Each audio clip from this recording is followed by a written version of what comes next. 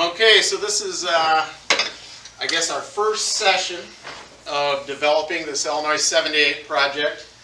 We are going to record it. That's what you see. There's no video up there. That's not a camera. Just we're not using that. Just the voice, so that we can hopefully be able to play these back. You know, over the next 6 months or whatever it is, we'll go start to finish through a project, and then make all these sessions available to you.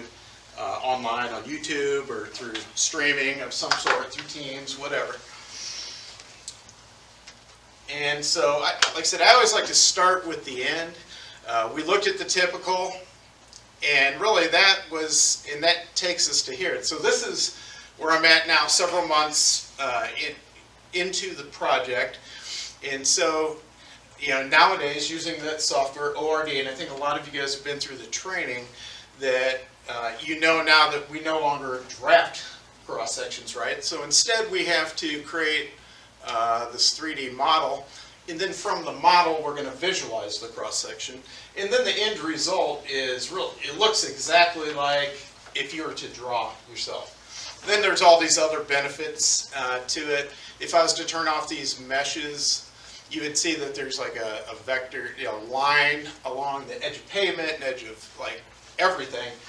There's a line that's out there that ultimately, then the goal will be to give this model to the contractor, and then instead of the contractor setting up a string line to run his slip form machine, again, say for gutter, something like that we're going to build here, then they can just run it off this virtual, digital line, so to speak. And so that's the reason, the reason why we're creating models right now, even though the contractors still aren't using the models too much yet, we're still putting out plans just like we did. And when we first talked about doing this, people questioned, is that even possible to get something usable like what we're used to seeing? And the answer is yes. You can see right there that looks like I drew that cross section, but it's not drawn, and it has all sorts of intelligence to it that, we'll come back later. And let's say, for instance, you can see that this road is banked, right? So it's a super elevation based on the design speed, right? So in the past, you had to calculate that separately and go in and draft it, at this location. Well, now we've got all these tools now within ORD to help us calculate what that super elevation is going to be, what the transitions are going to be, built-in standards for a lot of things that we do in our design. And so this is what we're just trying to get to. At this point, we want to put out a regular set of plans. So you can also see over here that, well, you're seeing the corridor, but you can see that we just got started on the project. We have an alignment. We drafted in our edge of pavements, our entrances. We're replacing some guardrails. So all that basic CAD work needs to be done. And then we need to get these on sheets, and then there's now a whole different process for putting these on sheets. So we can still put out a set of plans through PDF. So okay, so now you kind of know where we're going with this. So let's, I guess, start from the beginning. You turned in your survey request. You told Terry that you want a DTM, you want a survey, or you want a DTM, you want topo, and you want an alignment. So he goes out there, does that for you, and then he's going to be the first one to work on the project. So it's going to be surveys that is going to have your project created for you in project-wise. So most likely, there's a chance you would, but I'm going to say most likely you will not have to go to your CAD manager, Frank Vrinsky, and ask him to create the project, because surveys had to get started already, right? And so they created your project. And all these new projects, these ORD projects, there's two folders out there. There's the regular projects that we've used for years, and now as all these new projects get, everything new that's getting created is being created in ORD. And so anytime an ORD project gets created, it's going to be here in this ORD projects directory. And then this is my actual project, 72K96. So what I did for this session was I had Frank go out to the ORD projects and just create me a brand new project, but we called it D6 training. And it's going to be, he set it up just like it would be as if, when I started the project a couple months ago. And again, I don't know exactly what the central office went over with you guys for training, so some things that I tell you might be like a duplication, but so we'll take that chance, but somebody might not have heard it. So anyway, in your project you're going to see this PW setup, and let's go to the work sets because there's a few things here that you're going to end up using. So under standards, there's really two things here that you will most likely be using. There's two seed files. So, the seed file is when you're getting started in CAD, used to be these files were created in advance and then you would just use them. There were a bunch of blank files out there, but for whatever reason it was decided, not to go that route. So now you have to create your own files. So you're going to be creating those files from either a 2D or a 3D, and virtually everyone that you're going to create is going to be a 2D and it's going to have a 3D model within that design file.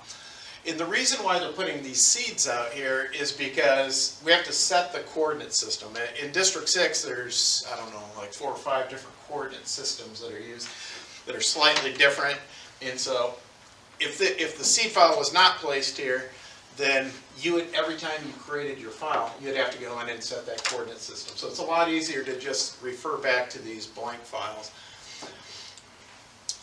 And we'll be talking about this later, and they may have talked about this in your class. The ITL, that's where all these templates are for creating the models. But before we get to that, what do you think what's the very first thing you guys need to get a project started? Somebody respond, and then I can take a little break talking. Job authorization. Yep, got that job authorization. How about CAD-wise? What Alignment. Alignment, yeah. So that's where we're going to start. And so under the CAD data folder, within the surveys folder, you're going to see little differences here because surveys is still using like little pieces of the old stuff, bringing it forward. So you get a few different things, but ultimately surveys' goal is to give you guys two files. One is the alignment file, and the other file is one file that contains everything except for the alignment. So that's going to be the digital terrain model of the entire project, and then that's going to be tied all within there. You're going to have your 3D topo, and it has break line points. It honestly almost has too much in there, but everything's in that one file. Now in this case, because they had previously picked up the topo in 2D or in the old software SS10, they didn't want to go out and pick it up again. So they went ahead and provided a 2D topo file that contains all the topo that I'm going to need for the entire project. So on this particular project, I'm using 3 files, right? Okay. Now I go over to the folder this is the folder that you're going to be working in. And all this talk is really just leading up to this. What's the first thing you're physically going to do to start a project?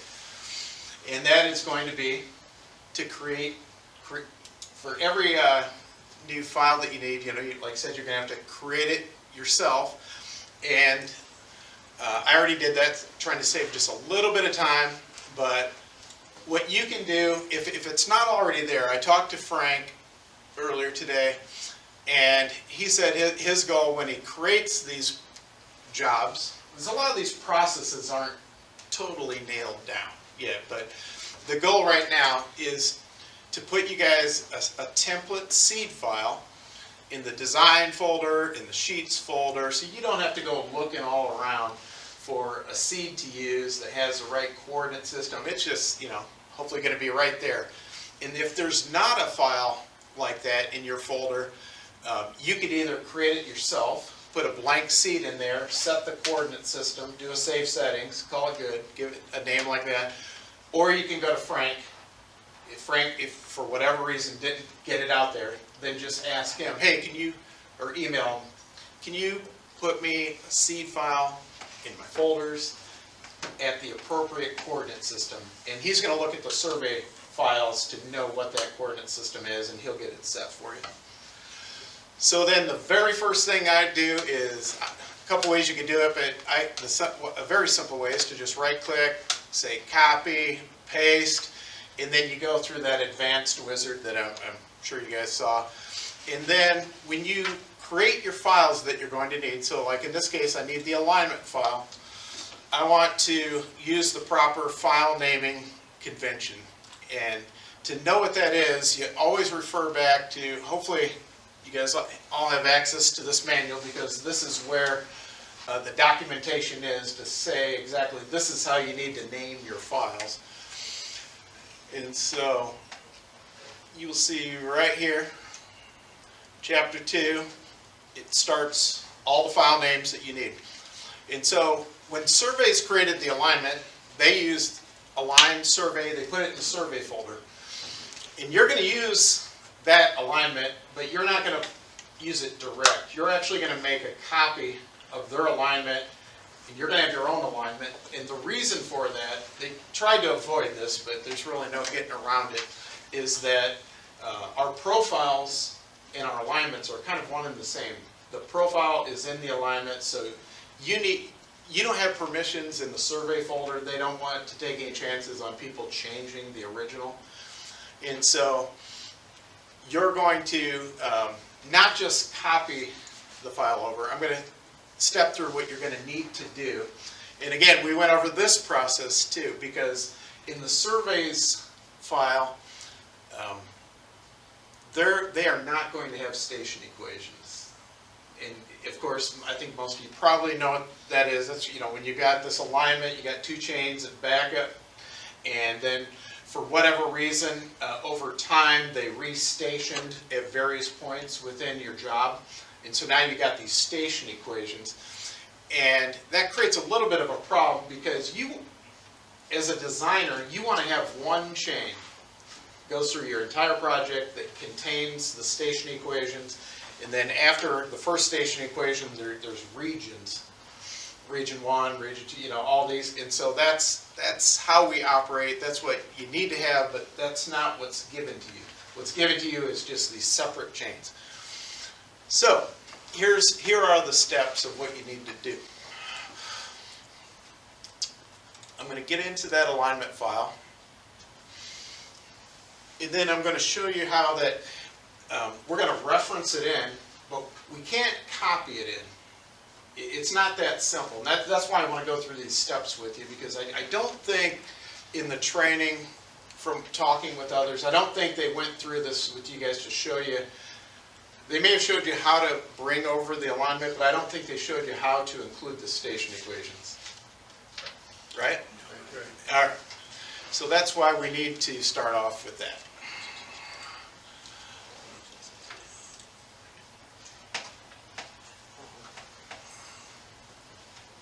Let's see, is that restart?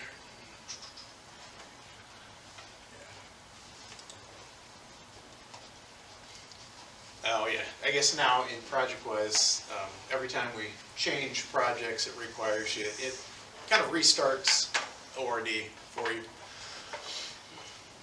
And so I'm just switching to that K96 project over to the training version.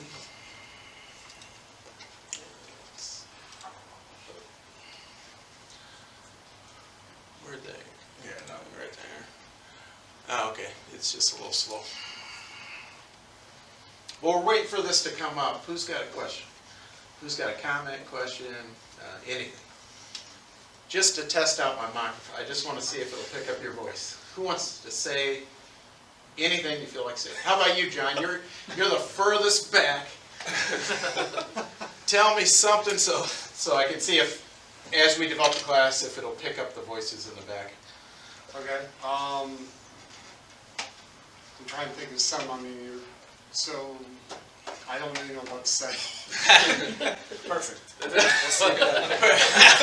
Well, I got my voice on there somewhere, so. Well, you did what I needed you to do, thank you. Yeah. Okay, so I'm just going to go to reference, and then I've already referenced in that survey alignment. I'm just going to turn the display on now so I can see it. Do my fit view. Let's see. Okay, and so looking at this alignment, it's nice that surveys, does this. You can see that the chains are back to back. They have names, but these are individual chains. Let's see. Let me make sure that I didn't already. Probably, yeah, let me delete this. I just did a little practice run on that.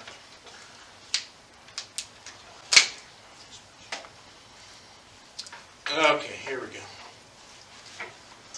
I remember this from last time. To get started, it takes a lot of talking. It's like you'd like to, okay, jump right into this and go.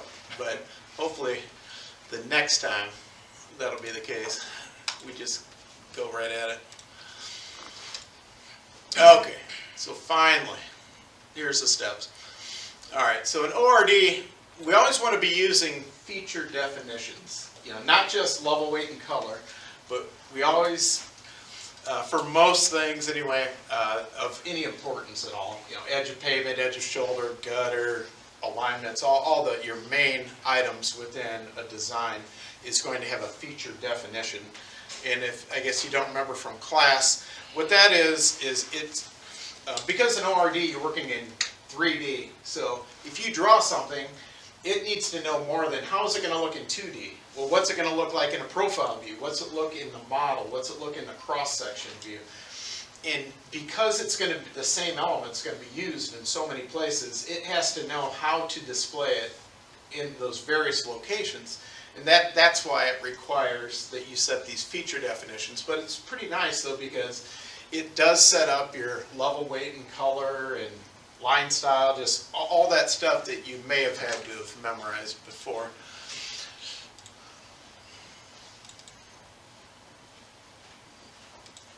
Let's see.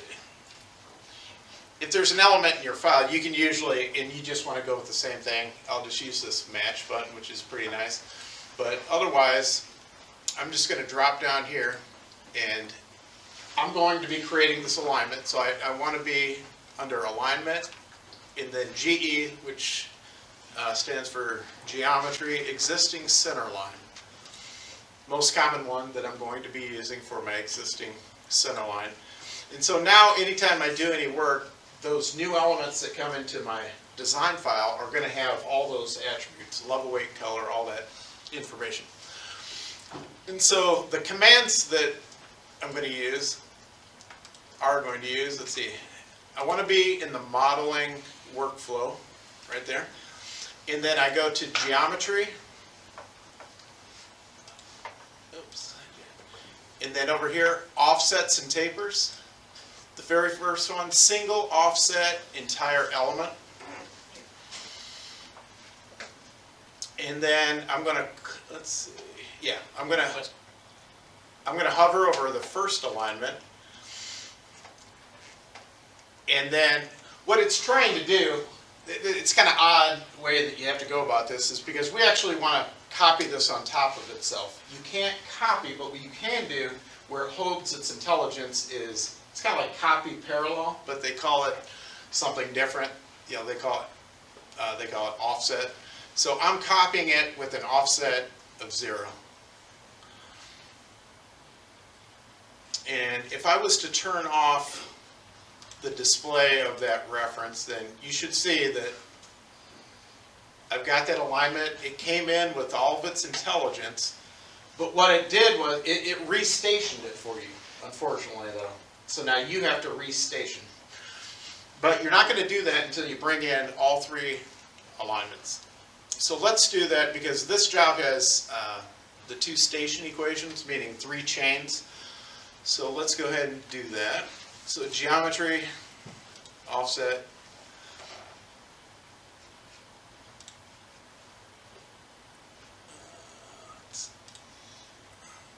Yeah. And so again, hover over it, offset at 0. Making sure that feature definition is set. Now the third one, offset 0. And so now I can turn off my display. And here's the odd thing. Here's the reason why Surveys does not want to be involved with this and just do this for you instead of you doing it, which really to me it's probably more of a Surveys function. But the way ORD stands right now is that you're going to actually have to type in your station equations initially. And they don't want to do that because the information's already a part of the chain. They don't think you should have to type it in. So it's going to come down to you or Frank Ferensky to do this. And so when you get started, you need to make note of the beginning station. So like you would write these down yourself. So station 1000.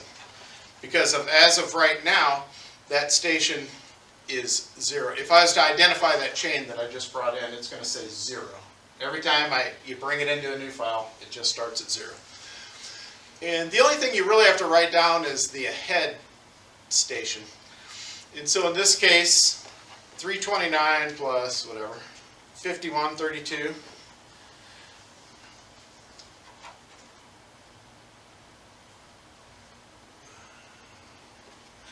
And then there's one more. And usually I just leave on that survey file temporarily reference because they kind of point to where those station equations are going to need to be. And then the third one is 490 plus 7606. Okay, so I've got the information. So the next step in creating your single chain that creates or includes station equations would be, let's see, all right, there it is. The next step is to complex all those elements. So I go up to the geometry, complex geometry by element,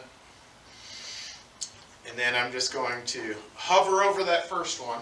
And again, they probably went over this in class, but notice when I move that cursor back and forth, see how it's going the other direction? We know all of our stationing in this case is going north to south. So you want to, as you move that cursor around, you want to make sure that that arrow, in this case, is pointing down.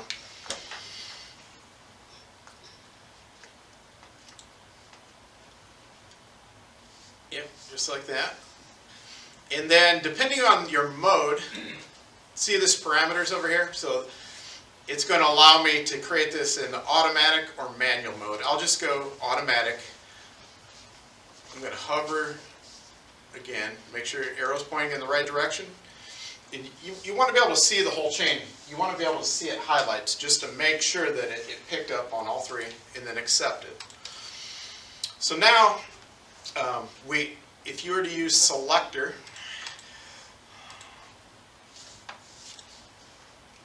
you would see it's all one chain, but the problem now is that now I've got one chain, but it starts at 0, goes all the way through.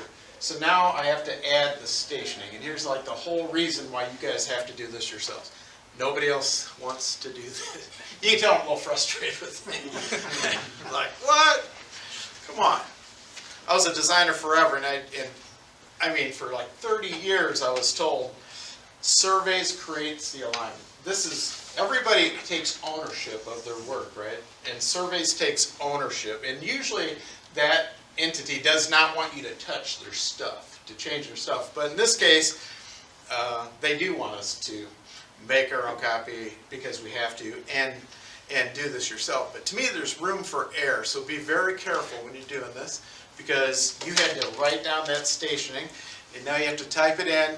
And the stationing's foundational. You know, it seems so simple, but it's so important at the same time. Okay, so we want to go to modify, start, and then the start distance up here can be 0 because we're going to start from the very beginning of the chain. We want to type in that station, and that station is, in this case, remember, 1000 plus 00. We're ready to go.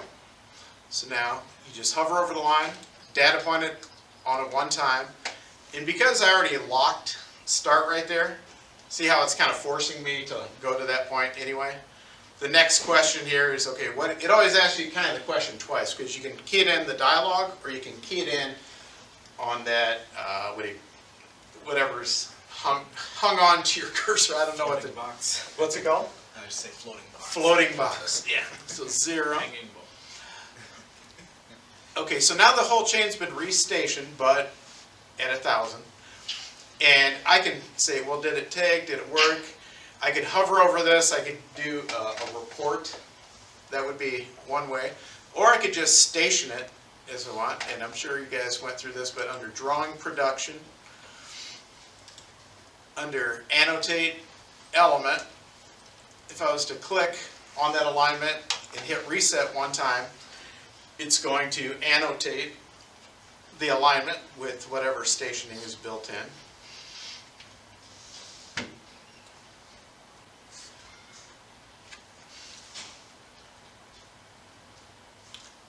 And of course, you wouldn't have had to have done this quite yet. It's okay if you do it right now, but you can see it did annotate the stationing at 1000.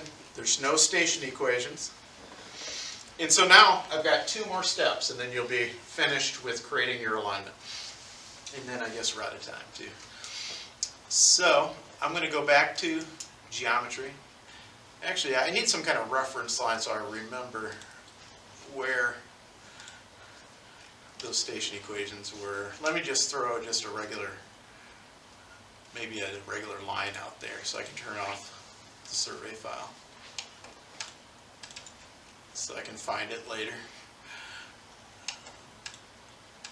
Okay, so now I'm going to turn that display of that survey file off. Okay, 2 steps, which are both the same step, and that is geometry tab, looking for modify, add a station equation, and you only need to know the ahead station here. So I can locate the element, let's see, I think I need to snap to that point, and then, let's see, yeah, I snapped. This is why you don't have to key in the back station. If you actually snap to it, you can see that it automatically knows what the back station would be. And so I snap, it's locked in, I accept it, and then it's going to ask me, what is my ahead station? And here, even though you know that there's going to be regions, you think of regions with station equations, but do not key in any regions with this. Just key in just the station. And there's a little note on that floating box that tells you regions must not or must be excluded. So I type in that station 329 plus 51, 32.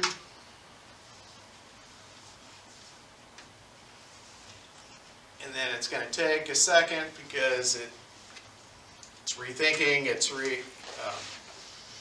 setting that station equation, and then the beauty of it actually, that annotation that you did, I mean, you don't even have to remove the annotation and put it back again. You can see that the annotation was just automatically replaced with the station equation information. So you can see the station equation worked. And then we do the same thing. I'll go ahead and skip that one since we're actually out of time. And we'll be, like I said, we're stopping here. Next time we'll pick up from this point. I'll see how the recording looks. If it's decent, we'll continue to record during class. If not, I'll make the recording separately. So you have the resource of going through it in class and then can refer back to the video. So that's it for session 1. Thank you, Tom. Thanks for being here. Thank you, thank you. Yep, no problem. Let's see, how do we turn off the Thanks, guys. recording now?